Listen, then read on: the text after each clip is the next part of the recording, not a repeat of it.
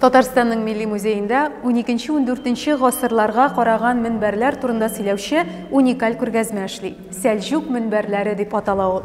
Минбәр җәмигъ мәчетендә имамнарның җомга вәгазьләрен яңгырату һәм мөселманнарга мөрәҗәгать итү урыныннан санала. Күргәзмәдә тәкъдим ителгән 40 фотосурәттә Төркиянең Сәлҗүк халыклары гына белгән гаҗәеп техника белән ясалган 8 минбәрне күрергә була.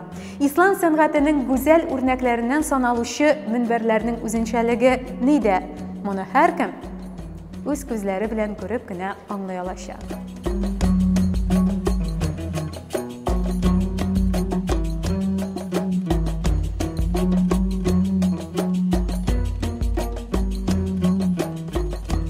Урта гасыр ислам сәнгатенең гүзәл үрнәкләре булган әлеге агач минбәрләр Үзәк һәм Көнчыгыш Анатолия шәһәрләренең борынгы мәчетләрендә әлеге бүгенге көннәргә кадәр сакланып калганнар. Һәм хәзерге көндә дә алар үз рольләрен үтәүне дәвам итәләр. Бу минбәрләр мәчетләргә төрки хакимiyet тарафыннан урнаштырылганнар, заказ буенча эшләнеп куелганнар мәчетләргә. Иң борынгы минбәр 8,5 гасыр элек эшләнгән дип санала. Сәлҗүк сәнгатенең мирасы бик үзенчәлекле һәм хәзерге менә әлеге күргәзмәдә шушы куелган фотосурәтләрдә әлеге гүзәл үрнәкләрнең кайберләре белән танышып китәргә мөмкин. Урта гасырларда минбәрләр гадәти мәчетне җәмигъ мәчетенә әйләндерүче төп кафедра булган. Ягъни ул җомга көннәрендә мөселманнар җыелып, мәчетләрдә бергә намаз укып, хутбә вәгазьләр тыңлап җыелу урыны була. Бүгенге көндә дә минбәрләр мәчетләрнең төп элементларыннан берсе булып кала бирә. Иң беренче минбәрләр алар агач белән тышланган булалар, өстеннән балдахин, ягъни зиннәтле чатыр белән каплаулы була һәм каплаулы 3 баскычтан гыйбарәт була. Беренче минбәр үрнәкләре заманының иң осталары тарафыннан эшләнгәннәр, махсус заказлар эшләнеп куела торган булган һәм агачның иң зиннәтле төрләре сайлап алына торган булган. Бигрәк тә ул әстергән чикләүгә агачыннан эшләнгән күп кенә минбәрләр. 1971 елда төрек сәлҗүкләр тарафыннан Анатолиянең яулап алынган шәһәрләрендә барысында да җәмигъ мәчетләре төзелә башлый. Географ Ибн Саид истәлекләренә караганда, Анатолиядә 12 гасырда шундый 24 минбәрле мәчет барлыгы истә калган һәм әлеге минбәрләрнең төп үзенчәлекләре аларның орнаментларының челтәрле полигональ системада төзелүе. Әлеге орнамент өчен сәлҗүк осталар аерым бер техника кулланып эшләгәннәр. Бу бик танылган күндекари техникасы, ягъни агачка сырлап уеп бизәк төшерү дигәнне аңлата. Менә бу бизәкләрне төшергәндә бернинди дә клей, бернинди кадаклар да кулланылмый, алар махсус шпунтлар ярдәмендә беркетелеп куела торган булганнар.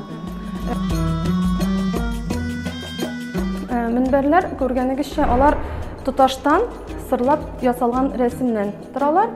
Һәм төрле шушы сүрәтләрне, бизәкләрне төшергәндә төрле алымнарны кулланалар. Авыш итеп рәсем ясау, кабарынкы, тирән итеп алынган рельефлы, челтәрле, кабарынкы төрле формалары алына. Һәм бу орнаментлар байлыгы күп төрле була һәм алар минбәрләрдә берсен-берсе кабатламыйлар. Төрле минбәрләрдә алар төрле сүрәтләр сайлап алынган була.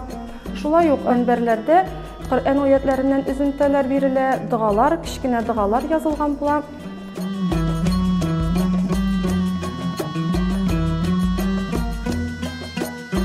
Әлеге фотосурәтләр белән бер рәттән күргәзмәне безнең Милли музейның фондларында сакланучы экспонатлар да баетып торалар. Бу фрагментлар, булар Алтын Урда шырындагы Болгар шәһәрләрендәге биналарның, стеналарының митлары. Бүгенге көндә алар Милли музей тупламаларында саклана.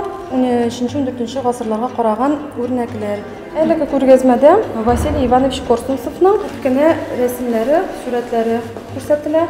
Корсунцев рәссам 1902 елда Болгарга сәяхәт кыла һәм шунда ул төрле биналарны фотога төшереп кайта. Шушы фотоларга таянып, ул шушы менә сүрәтләрне башкара. Милли музей фондларында барлыгы аның 8 рәсеме саклана.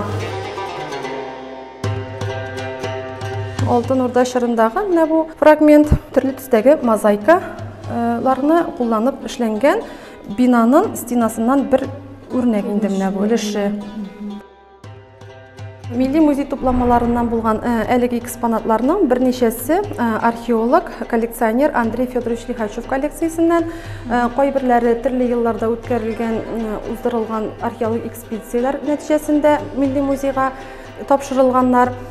Инде күпчелеге Казан университеты каршындагы археология, тарих һәм этнография җәмгыяте тарафыннан тапшырылган булганнар.